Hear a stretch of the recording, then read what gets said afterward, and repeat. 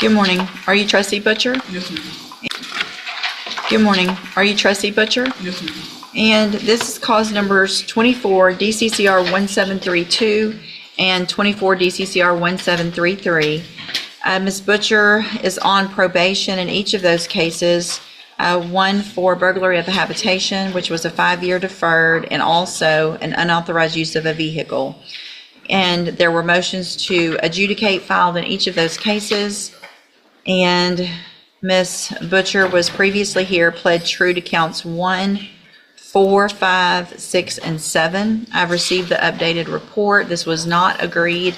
Has everyone received that and reviewed the report? We have, Your Honor. Yes, Judge. Are there any additions or corrections? No, Your Honor. Not from this. And what is this, it might say here, the new case is out of Harris County, She was placed on probation, right? probation and sent to the Santa Maria rehabilitation facility. Okay. All right. So, Mr. Rojas, you may proceed. Thank you, Judge. And that's true, Judge. She was sent to Santa Maria through probation at Harris County. And as the PSI points, or the updated PSI points out, she left that facility. I spoke with her about that. She left that facility because there were open warrants out of Jefferson County. She wanted to take care of those warrants, not because she didn't want the help provided there. She tells me she does want to go back to the Santa Maria facility, and there they will help. She's got a 3-year-old son, in addition to being 6 months pregnant right now. And the facility is a facility that will allow her to bring her 3-year-old with her, as well as she will keep the newborn once that newborn is she's giving birth. And she does want the help that Santa Maria can provide, and she's willing to go back there. And that's where she wants the newborn to be once he's born, or she is born. As far as what she wants to do with her life, she told me she has worked in the healthcare industry in the past, and she wants to go get her CNA licensing, and she wants to continue doing that when she gets out. She does have a letter she wants to read to you, Judge, and I think if this is the appropriate time, she wants to do that. Okay, go ahead.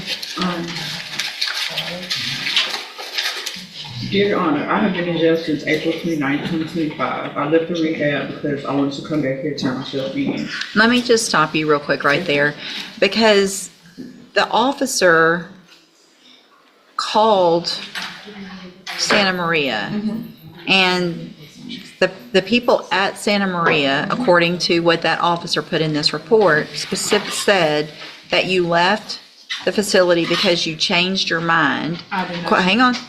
Quote, Santa Maria is not the best option for me at this time. Are you saying you did not say I that? did not say that. She know why I left because I had a warrant for my arrest, and I didn't want the police to pick me up. I couldn't go to the DPS and get my ID and stuff, so I was gonna come back to Port Arthur, turn myself in, and just go from there. But I didn't leave because I didn't want the help. That's why I found out I was pregnant on March 31st. I found out I was pregnant. I was in that rehab. I left because they wanted me to go to get my ID, and I couldn't go there because I had a warrant out for my arrest. Okay, so you found out you were pregnant in March, Yes. and then you went and committed an evading arrest with a vehicle, a duty on striking an unattended vehicle, and an aggravated assault against a public servant a month later after you found out you were pregnant? I was on drugs, Your Honor. While you were pregnant? Yeah, I made the mistake of leaving the rehab, and I got on drugs, and the next few days later I got arrested.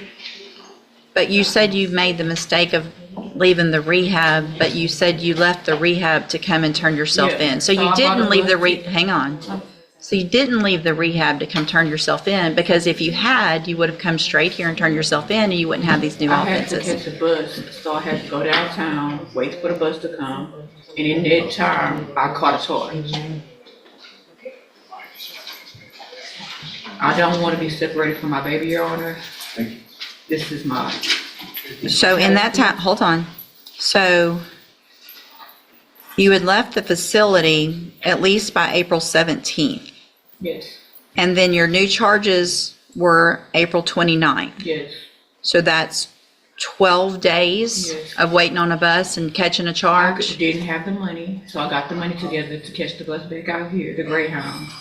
And once I got the money, the day I was going downtown, I got arrested for trying to evade the police because I was on drugs. I was scared and I was on drugs. So all the times that you failed to report to the probation office, March 7th, March 10th,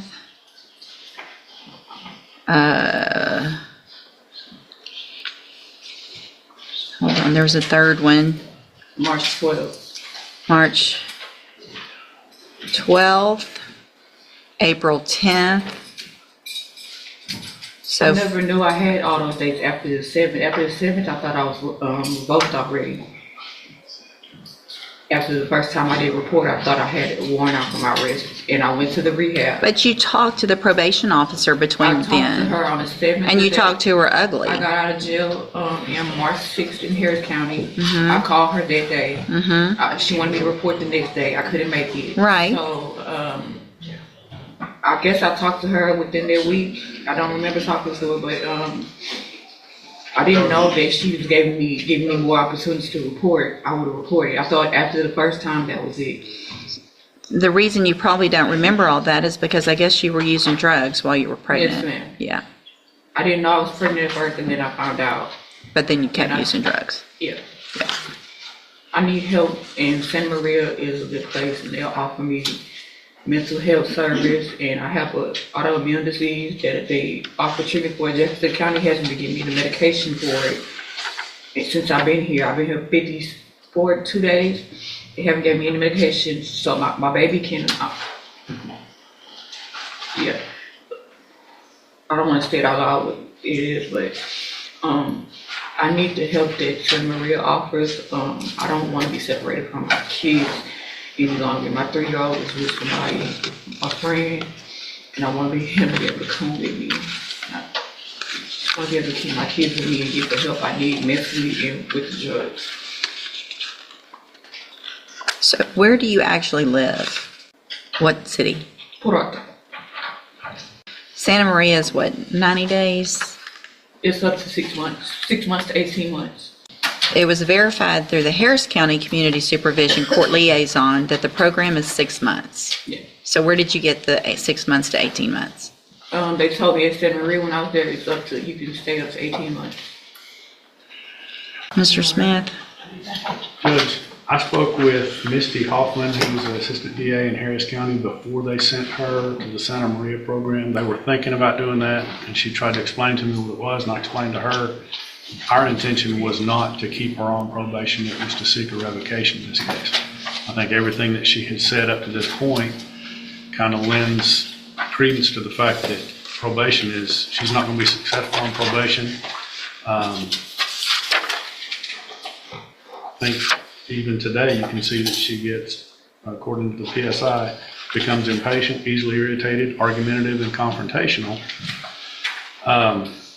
She's been non-compliant basically since she started in on probation and has made no progress and has no plan. This is the first that we've heard that she even has a residence in Port Arthur. We had no idea that she had any kind of residence in Jefferson County. She didn't have one prior to this, so I don't even know whose house this is. So here's the thing. Yes, ma'am. Talking over people, Sorry. being confrontational with your probation officer is not going to get you anywhere. Right? Yes, ma'am. So if you have, what's the place in Port Arthur that you have to live? It's a home. It's a house. Whose house? It's my house. I've been renting it Since when? since before I got on rehab. I've been using the same address. Well, but Before I you've got told, probation. but you told probation that you didn't come back here, but hold on, because you were homeless. I've never been homeless, ma'am. You said that in the original pre-sentence report. No, I told her I was at a motel, and she assumed I was homeless, but I'm not homeless. But originally, when I put you on probation, I gave y'all. if you had a residence here, in Jefferson County, and you were on probation here in Jefferson County, then why didn't you come back here when you got out like you were supposed to? I tried to come back, and I did come back. I didn't report because I thought I had a warrant out. I thought I was revoked already. So you were just gonna wait it out until they came and caught you? Came to turn myself in, and I got arrested. I was going to turn myself in. Everything you're saying is conflicting. Because you're. I'm here. I'm here. Yeah, you're here in custody, and you're just, I think you've told so many lies to everybody that you don't know how to keep up with them. It's no lie, ma'am. I was in Houston. I came back, and I came back March 7th. I was here. I didn't report. I was on drugs. So you were already here March 7th? I was here March 7th. I was here, and then she told me to come in. So there's no reason on March 7th that you couldn't have, you were talking to her about needed a bus and all this stuff. That was all just lying back then. No, I was in Harris County. I got here March 6th. She told me to report March 7th. So if you were here March 7th? Yes. Y'all know I was on drugs. There are jail reports too, Judge. Can you please give me the help that I need and let me keep my kids? I put you on probation in the first place to get the help that you need. I put you on probation. Hang on. I put you on probation for 2 felonies with all the resources we have to help you. And instead of taking advantage of those, you came back, you didn't go ask for help, you just had to show up one time and say, I need help, I'm pregnant, I'm using drugs, I need help. It's easy to say you need help when you've picked up 3 more felonies. I didn't pick them up, they dismissed them, I only got 1. They dismissed the other ones. Well, I'm sure that was part of some plea agreement. You still got arrested for 3 felonies, serious felonies. Not just little stuff, not a possession case. Your Honor, please, I do not want to be a felon. I can't complete Well, this. quit committing felonies. Yes, ma'am, that's because of the drugs. Then I lost a baby last year. I had a stillborn at 7 months pregnant because of drugs. I need help with the drugs and rehabilitation. Maybe you need to stop getting pregnant for a while. Yes, ma'am. Looks like one of the jail incidents also involved an assault of another inmate and an attempted through a bar or soap and actually hit one of the correctional officers and tried to swing on one of the other correctional officers. That is okay. What? I never tried to assault a correctional officer at this time. No? Like jail, prison time, and no.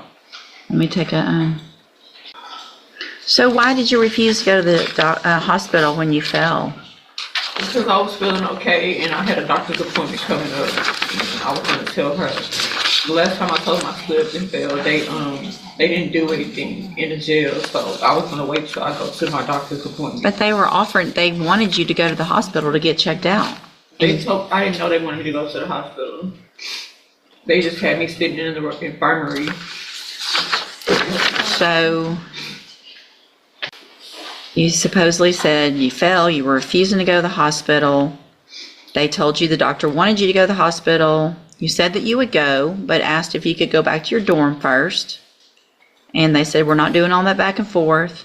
You asked if you would be transported via van or EMS. They said, don't worry about that. Then you said, I refuse, I'm not going to the hospital.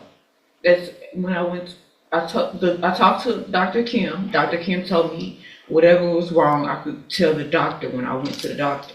So that's what I was waiting on. So they're making it up that doctor wanted you to go to the hospital. They wanted me to go, and I told them I was going to wait until... But that makes me, you're not taking care of yourself and your baby. My baby is fine. How do you know? If you fell and hit your head and they wanted you to go get checked out at the hospital, then how do you know she's fine or he's fine? You don't know. I don't know what I'm going to do. Go sit down for a minute. Sorry we made you wait so long. I hear that you were a little disappointed in the back. I'm scared. I've never been in prison. Yeah, well, based on everything that I've already said, based on the fact that you stood here and told different stories about every single thing you said, based on the fact that you've already lost a baby and you're lucky you didn't lose this one, and who knows what's going to happen with this one because you were using drugs, based on the fact that you got felonies while you were on a felony probation, based on the fact that this lady here was trying to help you. You already left the place that you were given an opportunity to go to. Does probation have anything else to add, Ms. Kaur? Judge, just that I'm really concerned about the non-compliances she's had at the jail. Same. I'm really concerned about that. So here's what I'm going to do, Ms. Butcher, in cause number 24, DCCR 1732. I feel like you've given me no choice but to make sure that your child and children are safe and that the community's safe. I'm going to find that you entered your pleas are true to counts 1, 4, 5, 6, and 7 freely and voluntarily. Find those counts true. In 24 DCCR 1732, find sufficient evidence to find you guilty, and at this time, find you guilty of burglary of a habitation. I'm going to sentence you to a term of 10 years in the institutional division of the Texas Department of Corrections. You will receive credit on that sentence for any time that you've been in custody that the law gives you the right to receive. In cause number 24 DCCR 1733, I'm going to find those counts true, find sufficient evidence to find you guilty, and at this time find you guilty of unauthorized use of a vehicle, sentence you to a term of 2 years in the state jail prison. You will receive credit on that sentence for any time that you've been in custody that the law gives you the right to receive. I'm going to need that signed. These cases will run concurrently, which means together at the same time. Why would you separate me from my kids? You separated yourself from your This kid. is my first time being in prison. Let me tell you, I've been in jail listen, 4 months. I got 10 more years I can add. Hold on, you're not going anywhere. Hold on, you're not done. That's not right. I'm handing you the trial court certification. No chance. You had chances. I'm handing you the trial court certification that shows this was not an agreement. You do have some rights to appeal. You can talk to Mr. Rojas about that. I'm also handing you a written admonishment regarding your ineligibility to possess a firearm or ammunition. Because of the judgment entered against you, you're ineligible under Texas law to possess a firearm or ammunition. Possession of a firearm or ammunition could lead to charges against you. Firearm is a legal term. You should read the written admonishment I provide you to see what devices qualify as a firearm. You need to sign that and I'll give you a copy of it. If you had showed me that you could behave in our jail, there might have been some other things that I would consider, but Thank you.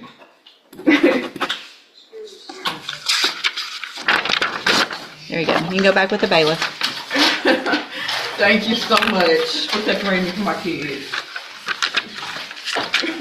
That's crazy. Morning. Are you Christopher James? And Mr. James was previously in court, entered a plea of guilty to the first-degree felony offense of intoxication manslaughter with a vehicle. I've received the pre-sentence report and also a supplemental memorandum from probation that includes several letters from the victim's family members. Has everyone had an opportunity to review all of that? Yes, we have, Your Honor. Are there any additions or corrections to that pre-sentence report? No, Your Honor, I just want to make the court aware, Mrs. Addison, the deceased wife, would have been here today to do victim impact. She had to go to the hospital yesterday. She's able to tune in, I believe, and watch us. The rest of Mr. Addison's family is here, and his mother is going to want to do victim impact at the end of sentencing. Okay, thank you, Mr. Nichols. Any witnesses with regard to sentencing? No additional witnesses, Your Honor. All right, Mr. Lewis, you may make argument. Okay.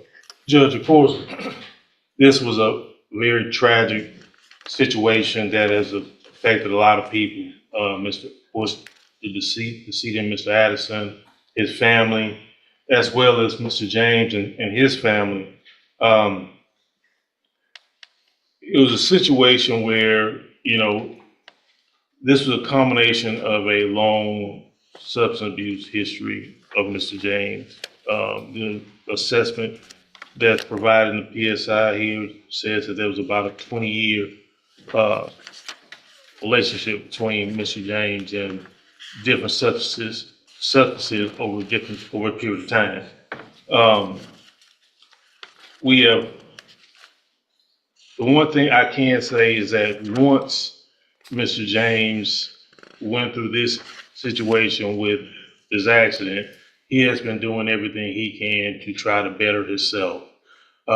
He has got his high school diploma. He's was baptized and has definitely changed his ways and going to his faith and continuing in that regard. He's also got some different certifications that he was able to receive dealing with OSHA, I think it was Men's University, things of that nature to try to better himself, Judge. Now, it's no secret he does have a long criminal history. That even included dealing with PCP, which is the same substance that was involved in his accident. And as well as,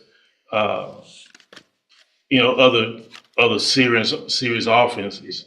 I do want to address something as far as, I know there's some situations here dealing with the jail instances, and I know how the court proceeds or looks at the situation here dealing with those. Mr. James, if you look at these situations, majority of them did come from situations involving him and other inmates, as far as any type of fight or anything like that, which unfortunately some things he can't avoid. But as far as anything dealing with being disrespectful or anything towards jail employees or things of that nature, there's one situation I think that they were talking about that it wasn't an actual write-up, but it was notated. He has been a trustee over there for a period of time at the jail as well. Now, I do want to point out that, of course, some of those situations that Mr. James was able to do to better himself, of course, could definitely increase his earning potential as far as what he had as far as his job situation.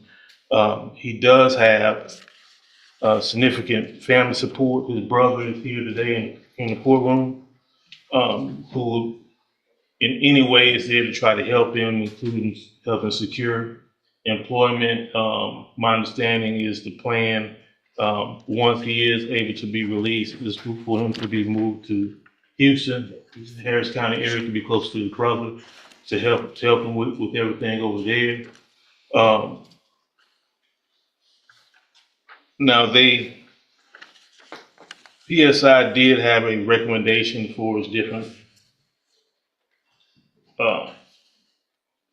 vehicles that support that's available to him through the probation department.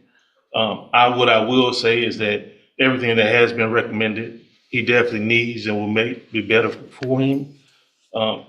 We are not asking for a specific number or anything like that. We just want him to be able to, of course, make amends for this situation as much as possible, which could include some of the restitution there. I think is the amount is over $100,000 for his restitution there to the family.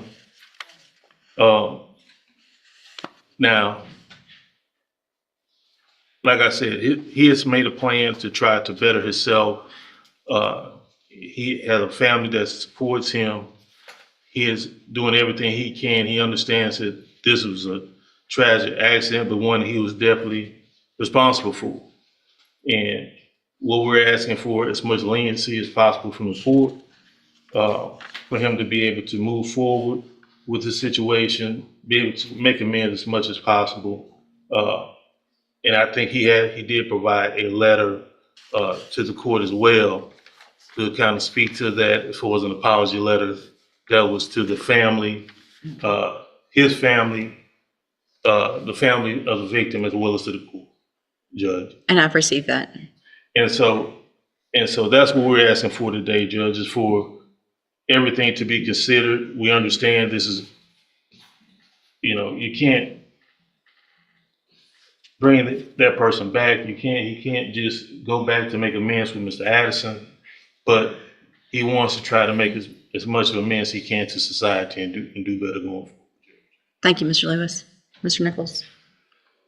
Your Honor, I think any consideration to Mr. James's due was given when he got a 50-year cap. I have no hesitation asking the court to exercise the full 50 years. This case is one of the worst intoxication manslaughters. It's on video where he plows into Mr. Addison, who's at a stoplight on a motorcycle, and while trying to get away, runs over him and the motorcycle again.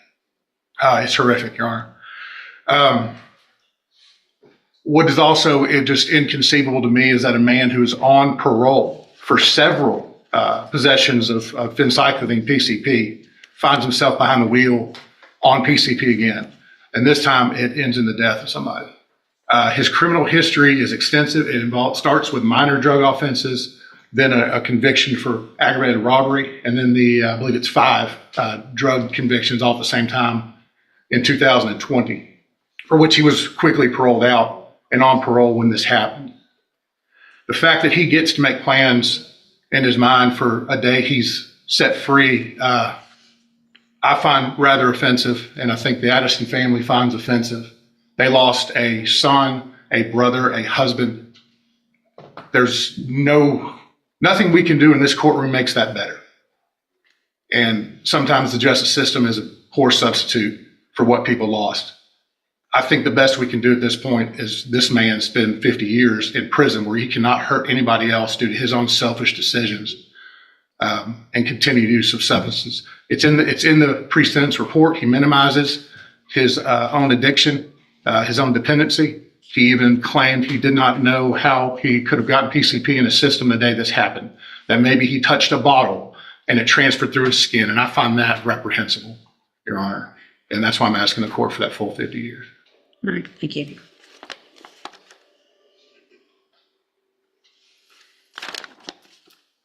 So, Mr. James, a couple of things that Mr. Nichols didn't say that I think are also extremely important is this isn't your first driving while intoxicated. This is your third. And so you didn't learn in 06.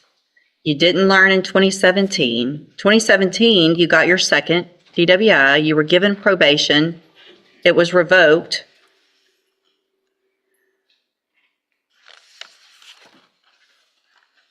I appreciate that you entered a plea of guilty because for myself and for the family, I'm glad we didn't have to see what it looks like this would look like on a video, because it is just horrible. And the fact that you are truly saying that you think you touched something and got PCP when you have had PCP cases over and over and over again, and you're on parole for possession of a controlled substance and you kill someone. It's a nightmare. Sure, go ahead. Can I say something? You know, that night that accident happened, I was been clean. The entire time I was on parole. Okay, I stopped off at a friend's house and gave him some advice about what he was doing. And during that time, I did contact a bottle of his. You know, I was not high at that time at all. It was in your system. Yes, ma'am. And you know how I fight for it.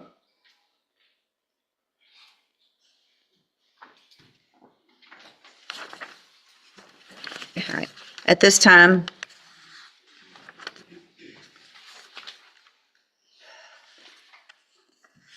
based on your history, based on the nature of this offense, I'm going to find that you entered your plea of guilty freely and voluntarily.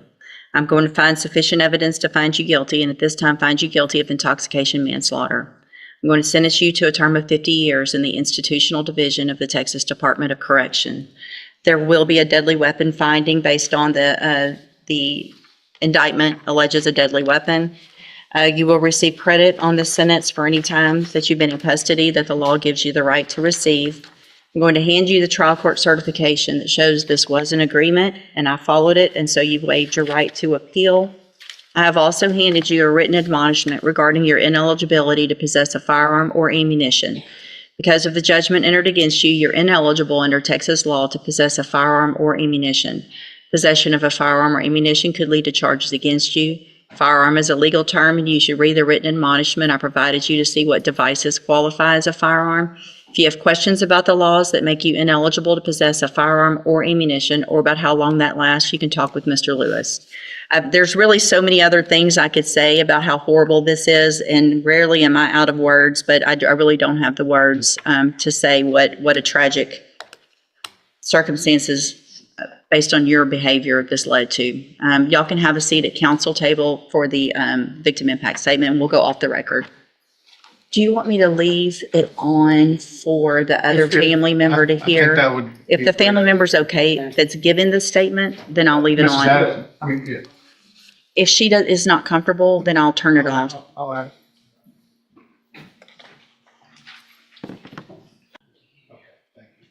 Yes, sure. She asked that we leave it on, so Mrs. Monica Addison and wife and their sons can watch. I don't know that they'll be able to hear her unless y'all move a little closer, but if you're fine where you are, that's fine too. Just, Okay. okay. First, I give honor to God, to the judge and everybody in this courtroom. I stand representing my family, Monica's absence and some of my grandbaby's absence because of college and the one that's here. My daughter, my husband, and my nephew. We have had a tremendous loss. I had someone that carelessly drove a vehicle and just took my baby life. Praise God instantly, because I couldn't stand to see him suffer. But after vacation, enjoying him that same day, speaking to him 3 times before he left, and then a phone call come. We had a beautiful day talking 3 times that day. And a phone call come. I missed the call in Monica telling me he's in the hospital. I get there, my baby is dead. My firstborn, very close family. We did our anniversary dinner together, his wife and I. We had a day separation anniversary. We had lunches together, our anniversaries, backyard picnics, birthday celebrations, our grandbabies, his grandbabies. Finally get to be adults, praise God. They're getting ready to enter college. My son is in his happiest moment. Everything he wanted to do. He had his motorcycle, his car, his house, take where his kids going. Like everything was just in order. And bam, it's just taken away in an instant. Behind someone who got behind the wheel, not able to drive. And I heard drug my baby. Till this day, 3 years, I can't pass that way. I can't cross that intersection, not even far from my church, closest to me to get home. I can't make myself drive that way. And I wake up out my sleep crying. That's crazy. Because of a death taken too soon, behind something like drinking or drugs. Why? I can't communicate with anyone in my family because everybody's bedridden. I'm a baby girl. I have nobody but Jesus to go to. That understand my hurts. I don't want to disturb my family. They're sick. And to know that I'm standing here 3 years later, you should have been come to court for that. I've been hurting and crying, standing for my family, holding myself together.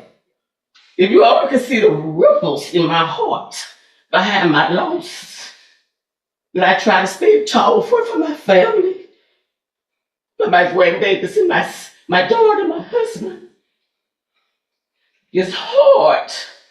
No church can even help me because it's hard. Nobody understands my pain but Jesus. And I think whatever they give you today, you well deserve. I don't wish you no bad luck in there, but you're going to once again remember not only the hurt you caused me, but you're going to relive the life that you have taken because you're gonna see hard times. It's not going to be straight for you. Thank you. Thank you, ma'am. All right, you can go back with the bailiff. Thank you, ma'am. And that's how it ended. 10 years for burglary rehabilitation, 2 years for unauthorized use of a vehicle, sentences running together. Trusty Butcher stood in that courtroom with every excuse in the book. The bus, the warrants, the rehab story that didn't add up. But the judge had heard enough. 3 new felonies while pregnant. Assault on a corrections officer in jail. Conflicting stories at every turn. The judge gave her probation on 2 felonies. She walked out and picked up more. The judge put her in rehab. She walked out of that too At some point, chances run out. The baby she's carrying will now come into the world with its mother behind bars. Her 3-year-old is with a friend. She said she didn't want to be separated from her kids. But the judge said it best. You separated yourself from your kids. If this case made you think, hit that like button and subscribe, because justice doesn't always look the way you expect it to.